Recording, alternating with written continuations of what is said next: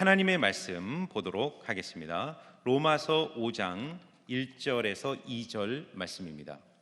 하나님의 말씀은 로마서 5장 1절에서 2절 말씀입니다.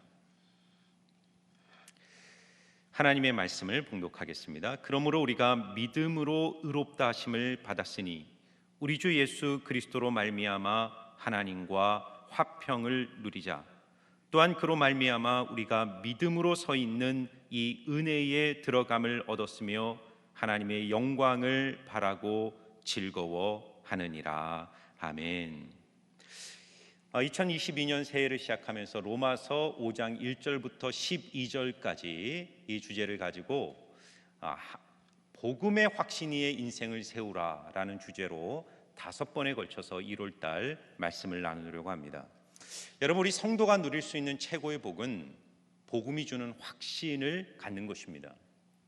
성도는 아직 내가 받지 못한 복을 하나님께 얻어내는 존재가 아니라 복음 안에서 이미 하나님이 내게 주신 그 복이 무엇인가를 발견하고 그것을 누리도록 초청받고 있습니다. 여러분, 한번 이 그림을 보시기 바랍니다. 이 사형리 책자를 보시면 예수님을 결신할 때 여러분 이 그림을 많이 보셨을 것입니다. 이 그림이 주는 가장 중요한 교훈은 뭐냐면 이 신앙생활이라는 기차, 믿음이라는 기차가 앞으로 전진할 때 제일 중요한 것은 감정을 의지하는 것이 아닙니다. 이 감정은 객차입니다. 객차는 기차를 끌고 가지 못합니다. 믿음은 반드시 사실이라는 기관차와 연결될 때 전진하는 것입니다. 사실이 뭐냐면 하나님께서 복음을 통해서 우리 안에서 행하신 일, 하나님이 그리스도 안에서 우리 안에서 완성하신 일, 그리고 그 일이 성도들에게 주는 은총, 이것은 완결된 사건입니다. 이 사건을 깨닫는 것으로부터 신앙생활은 앞으로 전진하는 거예요. 자꾸 감정이나 경험이나 느낌 속에서 우리의 신앙생활을 찾으면 안 된다는 것이죠. 그래서 성도가 성경을 읽고 연구하고 묵상해야 되는 이유는 뭐냐면 아는 만큼 복을 누리는 것입니다. 하나님 내게 지금 어떤 복을 주셨는지를 모르면 그 하나님의 복을 누릴 수가 없는 것이죠. 저는 이제 10년 동안 미국 시애틀에서 사역을 하다가 한국으로 오게 되었습니다. 시애틀이라는 도시를 가게 되면요, 워싱턴 레이크라는 아주 아름다운 호수가 있습니다. 이 호수인데요, 지금 보여지는 이 다리가 뭐냐면 이 워싱턴 레이크를 가로지르는 I-90 이 도로 이 다리입니다. 근데 이 다리가요 부교입니다. 부교라는 것은 뭐냐면 물 위에 떠 있는 다리입니다. 이 다리 밑판에 거대한 물통들을 달아서 이 다리를 물 위에 띄워놓은 것입니다. 예전에는 이것이 부교인지를 제가 몰랐습니다. 한 번은 바람이 심하게 부는 어느 날 이 다리를 건너는데 다리가 흔들리는 거예요. 이 다리가 왜 이렇게 흔들릴까? 나중에 알게 된 것이 이 다리가 세계에서 가장 긴 부교였다는 사실을 알게 된 것입니다. 다리가 땅이 아니라 물 위에 떠 있기 때문에 바람이 불 때는 물결과 함께 다리가 흔들렸던 것이죠. 우리의 신앙도 마찬가지입니다. 우리의 신앙이 경험 위에 떠 있는 부교와 같으면 환경과 세상의 도전의 바람 앞에 흔들릴 수밖에 없는 것입니다. 그러나 복음의 견고한 진리 위에 세워진 믿음은 세상의 도전 앞에 흔들리지 않는다는 겁니다. 그래서 앞으로 5주 동안 복음이 우리에게 주는 확신이 뭐냐? 성도가 복음 안에서 붙들어야 될 견고한 확신. 그래서 여러분의 믿음과 여러분의 신앙이 진리의 토대 위에 굳건하게 세워지기를 주의 이름으로 축원합니다. 네, 축원합니다. 오늘 3가지를 보는데요, 복음이 우리 인생에 가져온 3가지 의미. 첫 번째는 우리 인간이 직면한 최고의 문제가 뭐냐, 그리고 두 번째는 최고의 해결책, 그리고 그 해결책이 우리에게 가져온 최고의 특권이 무엇인가를 나누겠습니다. 여러분, 우리 복음을 헬라어로 유앙겔리온이라 그럽니다. 이거를 영어로 번역할 때 굿뉴스, 한자로는 복복자의 소리 그래서 복음이란 건 뭐냐면 굿뉴스, 좋은 소식이라는 것이죠. 여러분, 왜 복음이 굿뉴스일까요? 왜 복된 소식일까요? 인간이 반드시 들어야 될 굿뉴스라는 겁니다. 그것은 오직 복음만이 인간이 직면한 가장 본질적이고 가장 중요한 문제를 해결하는 유일한 길이기 때문이에요. 세상 그 무엇으로도, 그 어떤 것으로도 해결할 수 없는 인간이 직면한 치명적이고 본질적인 문제가 있습니다. 오늘 1절 한번 볼까요? 1절 말씀을 보면, 그러므로 우리가 믿음으로 의롭다 하심을 얻었은즉 우리 주 예수 그리스도로 말미암아 하나님으로 더불어 화평을 누리자. 자, 여기 시작하는 접속사가 그러므로입니다. 이거는 인과관계 접속사입니다. 바울은 로마서 1장부터 4장까지 복음의 핵심을 설명해요. 그것은 뭐냐면 여러분이 잘 아는 이신칭의 교리입니다. 오직 믿음으로 의롭다 하심을 얻는 길에 대해서 설명한 거예요. 그리고 바울은 이제 로마서 5장 1절에서 이렇게 예수 그리스도를 믿음으로 의롭다 하심을 받은 자가 얻는 가장 놀라운 복을 5장 1절에서 선언하는 거예요. 그게 뭐죠? 그러므로 우리가 믿음으로 의롭다 하심을 얻었으므로 하나님과 더불어 화평을 누리자라는 겁니다. 여러분, 인간이 하나님 앞에 가지고 있는 가장 본질적인 문제는 뭐냐면 하나님과의 불화입니다. 하나님과의 반목이에요. 하나님과 깨어진 관계로부터 인간이 경험하는 모든 문제와 아픔과 고통이 찾아오는 것입니다. 그러므로 여러분이 새해를 시작하면서 여러분의 인생을 향하여 던져야 될 가장 중요한 질문은 나는 하나님과 화목한가? 나는 하나님과의 관계가 정상적으로 회복되어 있는가를 물으셔야 합니다. 여러분, 부모가 자녀에게 해줄 수 있는 많은 것들이 있죠. 좋은 공부를 시키고 좋은 것들을 제공하고 할 수 있는 모든 것들을 쏟아주지만 부모가 자녀를 볼 때 던져야 될 가장 중요한 질문은 내 자녀는 하나님과 화목한가? 여러분, 다른 거 못 해줘도 괜찮습니다. 그러나 나의 자녀가 하나님과 화목하면 그 인생이 어떤 환경과 상황 속에 들어가도 하나님이 그 인생을 책임져 주시는 거예요. 여러분, 그렇다면 하나님과 화목하다라는 것이 뭘까요? 하나님과 더불어 화평을 누려야 된다는 거예요. 여기서 우리는 중요한 개념 하나를 정리해야 됩니다. 여러분, 하나님의 평화, the peace of God이라고 그러고요, 하나님과 더불어 누리는 평화, 이건 the peace with God입니다. 전치사 하나의 차이인데 매우 중요한 차이가 있습니다. 많은 분들이 왜 교회를 다니십니까? 왜 기독교 신앙을 갖게 됩니까? 라고 물으면 적지 않은 분들이 마음의 평화를 얻기 위함입니다. 교회를 가고 예수님을 믿으면 하나님의 평화가 제 마음에 있습니다 라고 말합니다. 이것을 the peace of God이라 그래요. 하나님의 평화죠. 그런데 하나님과 더불어 누리는 the peace with God하고는 다른 거예요. The peace of God, 하나님이 주시는 내 안의 감정적인 위로와 평화는 반드시 the peace with God, 하나님과 더불어 평화를 누리는 사람만이 가질 수 있는 은혜입니다. The peace of God, 하나님의 평화가 내 안에 주어지는 감정적인 주관적 평화라면 the peace with God, 하나님과 더불어 누리는 평화는 하나님과의 객관적 관계의 변화입니다. 다시 말해서 원수에서 자녀로, 심판의 대상에서 사랑의 대상으로 내 신분과 위치가 변화되었느냐 하는 것입니다. 제가 조금 쉽게 제 이야기를 통해서 설명을 드립니다. 저는 23살이 되기까지 저희 아버지와 평화를 누리지 못했어요. 아버지와 화목하지 못했습니다. 물론 지금은 제 인생에서 제가 가장 존경하고 사랑하는 분이 저희 아버님입니다. 저희 아버지는 목사님이셨어요. 대단히 엄격하시고 유교적이시고 무서운 분이셨어요. 그래서 23살이 되는 날까지 아버지와 대화 한마디를 못했습니다.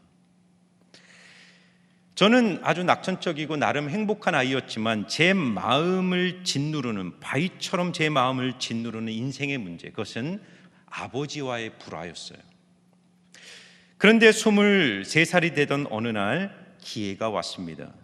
제 일생 처음으로 용기를 내어 제 마음을 아버지께 털어놓았어요.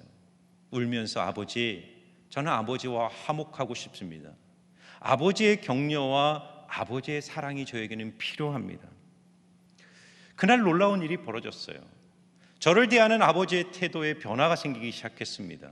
평생 한 번도 저를 칭찬하지 않던 아버지가 저를 격려하시고 칭찬하시고 위로하기 시작했어요. 그리고 이렇게 아버지와 더불어 누리는 평화는 제 인생에 많은 변화를 만들어내기 시작했습니다. 제 삶에 엄청난 용기와 자신감이 회복되기 시작했어요. 그런데 여러분, 더 놀라운 사실을 말씀드립니다. 아버지와의 관계가 회복되기 몇 주 전에 저는 먼저 복음을 깨닫고 하늘에 계신 아버지와 더불어 평화를 누리는 사건을 경험하게 되었던 겁니다. 사실 제 인생에서 가장 견디기 어려운 불화는 하나님과의 불화였어요. 저는 착실한 종교인이었고 세상적인 기준으로는 모범생이었습니다. 그러나 하나님 앞에 설 때마다 저의 죄가 드러났고 늘 하나님은 제게 두려움의 대상이었어요. 제가 종교적으로 바르게 사는 때는 제 마음에 하나님의 평화가 있는 것 같았지만 제가 범죄를 하거나 넘어지거나 실수하면 어김없이 제 안에 평화는 산산조각이 나버렸습니다. 그런데 23살이 되던 여름, 한 여름 수련회에서 복음을 깨달으면서 하나님과 더불어 평화를 누리게 된 거예요. 그리고 그날부터 하나님은 더 이상 저에게 심판자가 아니었습니다. 저는 물론 넘어지고 여전히 실수하고 여전히 범죄하고 여전히 나약한 인생이지만 저의 실수와 약점과 한계를 있는 모습 그대로 사랑하시고 용납하시는 사랑의 아버지로 하나님을 만나게 된 것입니다. 하나님 앞에서 저의 위치와 신분에 놀라운 변화가 발생한 것입니다. 그리고 그것은 제 삶의 모든 영역에서 평화를 만들어내기 시작했고 20년 동안 해결되지 않았던 아버지와의 관계를 회복시켜 주었던 열쇠가 된 것이죠. 그러므로 여러분, 제가 오늘 여러분들에게 첫 번째 던지고 싶은 도전은 복음이란 바로 지금 이 순간 하나님과 더불어 평화를 누리라고 초대하는 것입니다. 이 문제를 해결한 사람만이 하나님의 평화를 누리고 하나님이 예비하신 모든 복과 은혜를 누리게 되는 거예요. 사랑하는 여러분, 하나님과 더불어 평화를 누리고 계십니까? 그럼 우리는 어떻게 하나님과 평화를 누릴 수 있을까요? 두 번째인데요, 최고의 해결책이 복음 안에 우리에게 제시된 것입니다. 다시 로마서 5장 1절을 한번 보시면요, 우리가 믿음으로 의롭다 하심을 얻었은즉 주 예수 그리스도로 말미암아 하나님으로 더불어 화평을 누리자. 우리가 어떻게 하나님과 평화를 누릴 수 있느냐? 우리가 믿음으로 의롭다 하심을 얻었기 때문에 하나님과 평화를 누릴 수 있다는 겁니다. 여러분, 인간이 직면한 가장 심각한 문제는 인간이 하나님의 거룩하심 앞에 서 있는 존재라는 거예요. 이것은 여러분이 인정하든 인정하시지 않든 인간의 실존이 직면한 가장 중요한 인간의 실존은 우리가 거룩하신 하나님 앞에 서 있는 죄인이라는 거예요. 그래서 로마서 1장 18절에 하나님의 진노가 불의로 진리를 막는 모든 사람들의 경건치 않음과 불의에 대하여 하늘로부터 쫓아 나타나나니 말합니다. 에베소서 2장 3절에서는 전에는 우리도 다 그 가운데 우리 육체의 욕심을 따라 지내며 육체와 마음에 원하는 것을 하여 다른 이들과 같이 본질상 진노의 자녀이었더니 라고 말합니다. 여러분, 인간이 경험하는 모든 두려움, 불안, 공포, 근심, 슬픔의 뿌리에는 거룩하신 하나님 앞에 우리가 서 있다라는 인간의 실존적 문제가 있는 거예요. 이것이 인간이 처한 운명이며 인간이 해야 될 가장 시급한 문제입니다. 그래서 거룩하신 하나님과의 관계를 회복하기 위해서 하나님은 반드시 인간에게 의로움을 요구하는 거예요.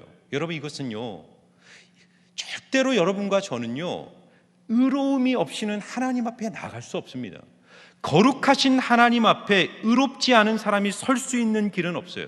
그래서 성경은 우리에게 인간이 의로워지는 길을 제시하는데 두 가지 길이 존재하는 거예요. 하나는 율법으로 말미암는 의와 또 하나는 복음으로 말미암는 의입니다. 여러분, 많은 사람들이 교회를 오면서도 율법으로 말미암는 의로 하나님 앞에 나가려고 해요. 율법은 우리에게 너의 완벽함을 요구합니다. 너의 노력과 너의 실력과 너의 자격으로 주님 앞에 서라는 거예요. 그것은 종교입니다. 모든 종교의 공통점은 인간이 신 앞에서 자격과 공로와 실력으로 주님 앞에 나갈 수 있다는 거예요. 신 앞에 설 수 있다는 것입니다. 따라서 율법으로 의로워지려는 인생은 반드시 그 종착점이 절망이거나 위선으로 갈 수밖에 없어요. 왜냐하면 누구도 자신의 노력과 자신의 선행으로 하나님 앞에 의로워질 수 없기 때문이에요. 그래서 로마서 3장 19절은 율법으로 의로워지려는 자를 향하여 이렇게 선언합니다.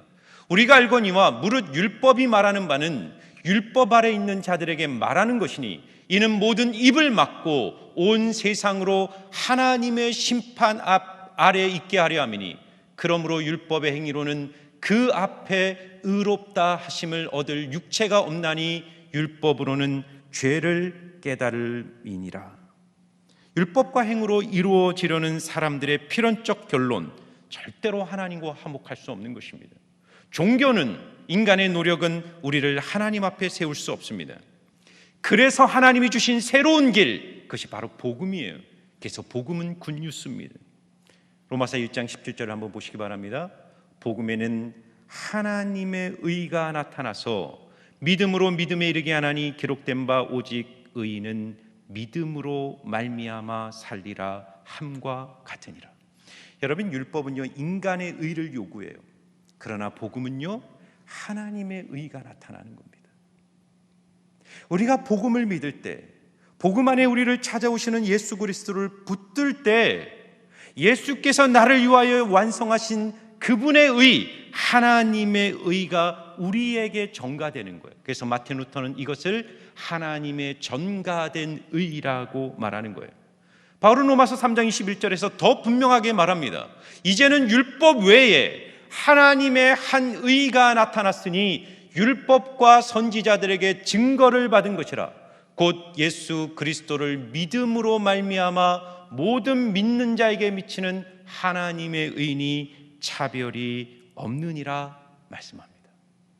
사랑하는 여러분, 제가 앞에서 워싱턴 호수에 설치된 부교회에 대해서 말씀드렸어요. 우리가 왜 율법을 의지하고 종교를 의지하는 신앙생활은 항상 불확실성과 두려움과 불안을 벗어나지 못하는지 아십니까? 인간의 의, 나의 종교적 열심과 노력으로 만들어진 의는 영원하지 않기 때문입니다. 여러분의 의로움, 여러분의 열정, 여러분의 종교성, 여러분의 자랑, 여러분에게 속한 모든 것은 절대로 하나님 앞에 가지고 나갈 수 없어요.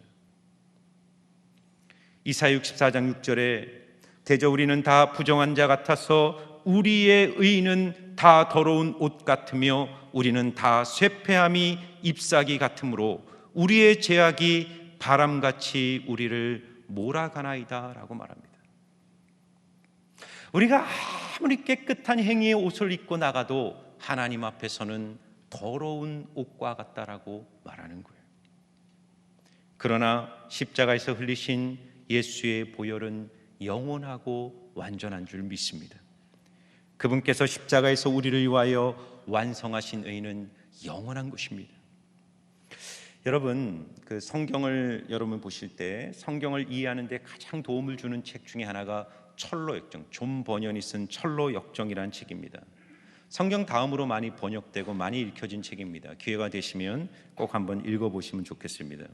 철로역정은 멸망의 도시를 빠져나온 크리스찬이 하나님의 천성을 향하여 가는 과정에서 경험하는 여러 가지 신앙적 사건을 다양한 상징과 그림 언어로 그려낸 위대한 작품입니다.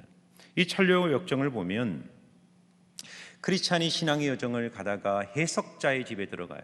그 집에서 해석자라는 인터프리터죠. 해석자가 여러 가지를 보여주면서 이 신앙의 의미를 이 크리스찬에게 알려주는데 그 중에 하나가 이거였어요.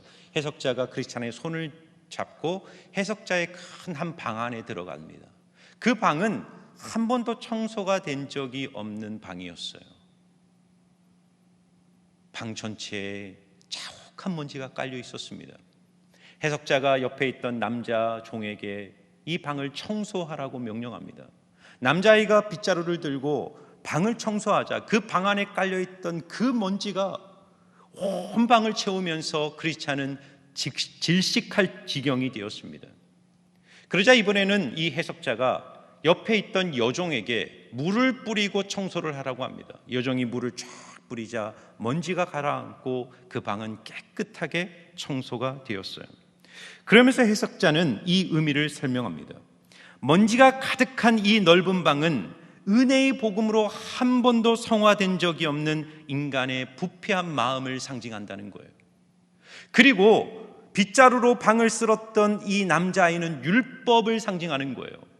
종교를 상징하는 것입니다. 율법과 종교로 인간의 마음의 먼지, 죄와 부패함을 다루려 하면 할수록 그것이 더 강해지고 인간 안에서 인간의 마음속에서 더 강력해져서 감당할 수 없는 그런 모습으로 나타나는 거예요.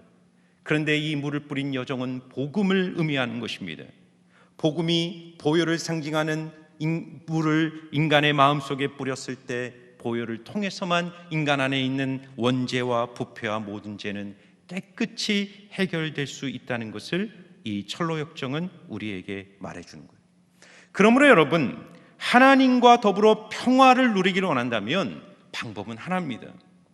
겸손하게 십자가에서 완성하신 주님의 완전한 의 앞에 여러분 오늘 겸손히 나오시기를 바랍니다. 내가 가진 종교적 열정이 아니라 믿음으로 나를 위하여 죽으신 예수 그리스도를 바라보고 그분을 온전히 붙들 때 여러분은 오늘 이 순간 단번에 하나님 앞에 의롭다 칭함을 받게 되는 것입니다. 여러분 중국어로 한자 중에 의로울 의자가 있습니다. 이 중국 그 한자는 상형 문자이기 때문에요. 이 하나님의 창조 세계의 신비를 보고 만들어진 글자 아닙니까? 그렇기 때문에 이 안에는 대단히 놀라운 의미들이 많이 담겨 있습니다. 이 중국 한자의 의로울 의자는 양야자와 나아자가 합쳐진 겁니다. 그리고 이 나아자라는 것도 손수자와 창과자가 합쳐진 겁니다. 그러면 생각해 보십시오. 이 의로울 의자는 어떻게 만들어진 겁니까? 손에 창을 들고 양을 찔러서 그 양을 내 머리에 얹어 있는 모습이 의로울 의자입니다. 그러므로 의로움이란 무엇입니까? 나를 대신하여 창에 찔려 죽임을 당하신 어린 양이 내 인생 위에 계실 때 우리는 비로소 하나님 앞에 온전히 의로운 자로 나아가는 것입니다. 여러분, 하나님과 화평을 얻기 위하여 하나님 앞에서 내가 무엇을 해야 하는가를 고민하기 전에 먼저 하나님께서 여러분을 위하여 무엇을 하셨는가를 깨닫고 붙들고 그 안에 거하셔야 됩니다. 그것은 자신의 아들 예수 그리스도에게 여러분과 제가 받아야 될 모든 진노와 심판을 쏟으셨고 죄에 대한 형벌을 지불하셨고 이제 십자가를 믿고 의지하는 자에게는 하나님이 값없이 의롭다 칭하여 주신 것, 그것이 바로 복음인 것입니다. 마지막으로 최고의 특권, 우리가 복음으로 말미암아 이 죄의 문제를 해결하고 하나님 앞에 의로워져서 하나님과의 화목을 누리는 자가 누리는 가장 큰 복이 무엇인가? 자, 2절을 한번 읽어보겠습니다. 또한 그로 말미암아 우리가 믿음으로 서 있는 이 은혜에 들어감을 얻었으며 하나님의 영광을 바라고 즐거워하느니라. 하나님과 더불어 화평을 누리는 자는 날마다 하나님의 임재 안으로 들어가는 특권을 가지게 되었다는 겁니다. 여러분, 에덴 동산에서 아담과 하와가 선악과를 따먹고 범죄했을 때 인간은 에덴에서 추방당하게 되었습니다. 하나님의 임재의 땅이었죠. 그리고 추방당한 후에 창세기 3장 24절을 보면 이같이 하나님이 그 사람을 쫓아내시고 에덴 동산 동편에 그룹들과 두루 도는 화영검을 두어 생명나무의 길을 지키게 하시니라 말합니다. 여러분, 죄는 인간이 하나님 앞에 서 있는 자격을 근본적으로 박탈하였습니다. 다시는 하나님이 거하시는 임재의 땅인 에덴에 접근할 수 없도록 그룹, 이 천사들이거든요, 천사들이 두루 도는 불칼인 화영검을 들고 인간이 하나님께 들어오는 그 길목을 완전히 차단시켜버린 것입니다. 그런데 복음이란 뭐냐? 우리가 믿음으로 의롭다 하심을 받아 하나님과 화목된 자의 가장 큰 특권이 뭐냐? 이제는 하나님의 땅인 에덴으로 다시 들어갈 수 있는 거예요. 그것이 바로 구약의 성막에서 희미하게 계시되었습니다. 여러분, 구약의 성막을 한번 보시기 바랍니다. 이게 성막인데요, 성막을 보면 동편에서 서편으로 서진하게 되어 있어요. 에덴의 동쪽으로 쫓겨나지 않습니까? 우리 존재는 성막 동쪽에 거해 있는 거예요. 하나님의 은혜가 없는 땅이죠. 그 동쪽에서 회막문을 열고 들어가면 번제단, 예수의 보혈의 피를 상징하는 번제단이 있고 물두멍이 있습니다. 거기서 옛 성령의 깨끗하심을 입고 성소로 들어갑니다. 지금 첫 번째 보이는 이 네모칸이 성소입니다. 그 안에는 떡상, 금촛대, 분향단이 있어요. 제사장이 매일 들어가서 거기서 하나님께 제사를 드려요. 그리고 이 성소와 그 안에 있는 지성소를 구분하는 것이 휘장입니다. 하나님이 구약 이스라엘 백성 중에 어디에 임하셨냐면 지성소 언약궤 위에 임하셨어요. 여기는 누구도 못 들어갑니다. 오직 대제사장만이 7월 10일 속죄일 날 짐승의 피를 가지고 1년에 한 번 들어가는 거예요. 그런데 여러분, 이 지성소와 성소를 구분하는 휘장, 다시 한번 보여주세요. 휘장을 보시면 그 휘장 안에 무엇이 새겨져 있냐면 그룹들이 새겨져 있습니다. 출애굽기 26장 31절을 보면 너는 청색, 자색, 홍색 실과 가늘게 꼰 배실을 짜서 장을 만들고 그 위에 그룹들을 공교히 수놓아서라고 말합니다. 여러분, 이것은 뭘 상징하는 걸까요?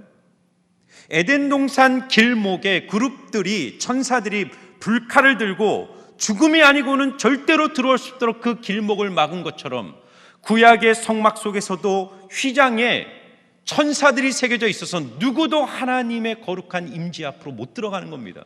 이것이 인간이 처한 가장 큰 불행이에요. 그런데 여러분, 놀라운 사건은 무엇입니까?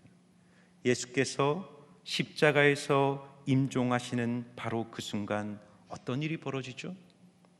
예루살렘 성전에 성소와 지성소를 막고 있던 휘장이 위에서부터 아래로 찢어져 버리는 거예요. 하나님 쪽에서 인간과 자신 사이를 막고 있던 모든 장벽과 담들을 헐어버리시는 거예요.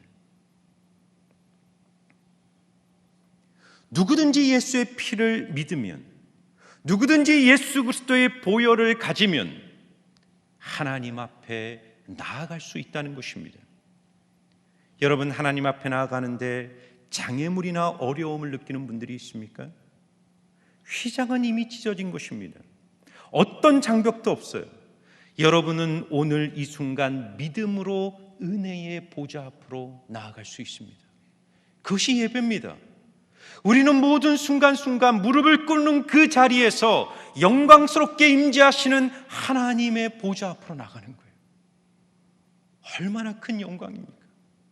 구약의 대지상만이 한 번 들어갈 수 있는 그 하나님의 지성소가 우리 마음속에 존재해서 우리가 언제든지 예수를 믿는 믿음으로 나아갈 때 하나님의 보좌 앞으로 나가는 거예요.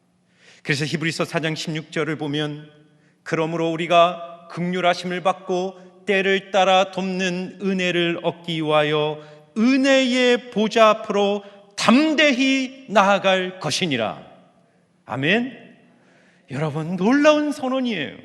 놀라운 선언입니다.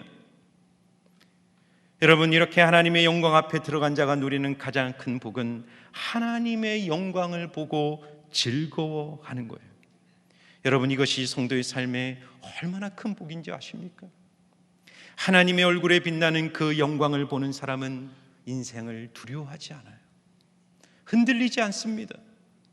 어떠한 환경, 어떠한 상황 속에서도 세상이 흔들 수 없는 평안을 누리는 것입니다.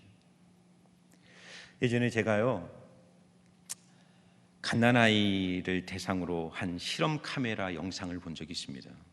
이게 어떤 실험 영상이었냐면, 한 방에 엄마와 이제 막 기어다니기 시작하는 갓난아이를 정반대편에 이렇게 놓고 그 사이를 낭떠러지 하나를 중간에 이렇게 구덩이를 파놨습니다. 그리고 그 위를 하얀 유리막으로 덮어놓은 것입니다. 그래서 실험을 한 2번을 실험하는데, 첫 번째는 엄마가 무표정한 표정으로 팔짱을 끼고 아이를 쳐다보는 거예요. 그럼 아이가 엄마가 앞에 있으니까 엄마를 향해 기어갑니다. 기어가다가 그 유리막 아래 보이는 낭떠러지를 보고 엄마의 표정을 이렇게 번갈아가 보다가 어떻게 했겠습니까?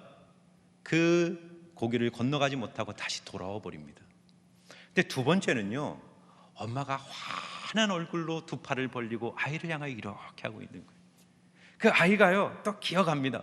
가다가 낭떠러지 앞에 딱 섰는데 잠깐 멈칫하다가 엄마의 환한 얼굴을 보고 그 유리막 위를 담대히 걸어가는 거예요. 여러분, 저는 이 실험이 하나님의 영광을 보는 삶이 무엇인가를 정확하게 보여주고 있다고 생각합니다. 여러분이 종교와 율법을 의지하면 언제나 무표정한 하나님, 정죄하시는 하나님, 우리의 죄를 폭로하고 지적하는 하나님의 얼굴을 보게 될 거예요. 그리고 그 얼굴을 쳐다보는 사람들마다 절망하며 좌절합니다. 그런데 육신이 되어 이 땅에 오신 예수 그리스도의 얼굴에 빛나는 하나님의 영광을 보는 사람들이 있어요. 내 공로와 자격이 아니라 내가 하나님 앞에 무력한 죄인임을 인정하고 겸손하게 십자가를 의지하고 믿음으로 하나님의 얼굴을 보는, 그 얼굴에 빛나는 환한 미소를 보는 사람들은 우리의 인생에 수많은 웅덩이와 낭떠러지와 장애와 장벽이 있어도 하나님을 바라보는 그 시선 속에서 모든 장애를 뛰어넘고 하나님이 주시는 승리의 삶을 날마다 누리게 되는 것입니다. 그러므로 사랑하는 여러분, 하나님과 화목하십니까?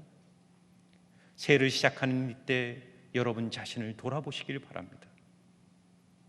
오직 예수 그리스도의 보혈과 은혜를 다시 한번 믿고 여러분을 위하여 죽으시고 부활하신 주님을 여러분의 마음에 영접하여 주님 주시는 그 믿음 안에서 하나님과 화목한 새해를 사시는 여러분들이 되시기를 주의 이름으로 축원합니다. 기도하겠습니다. 하나님, 예수 그리스도를 믿음으로 말미암아 하나님과 더불어 평화를 누리는 우리 이 신광교회 모든 성도님들 되게 하여 주시옵소서. 그래서 고난과 아픔과 인생의 도전 속에서도 주님이 주시는 그 놀라운 위로와 힘 가운데 승리하며 올 한 해가 하나님께만 영광이 되는 복된 한 해로 세우시고 인도하여 주시옵소서. 감사를 드리며 예수님 이름으로 기도하옵나이다. 아멘.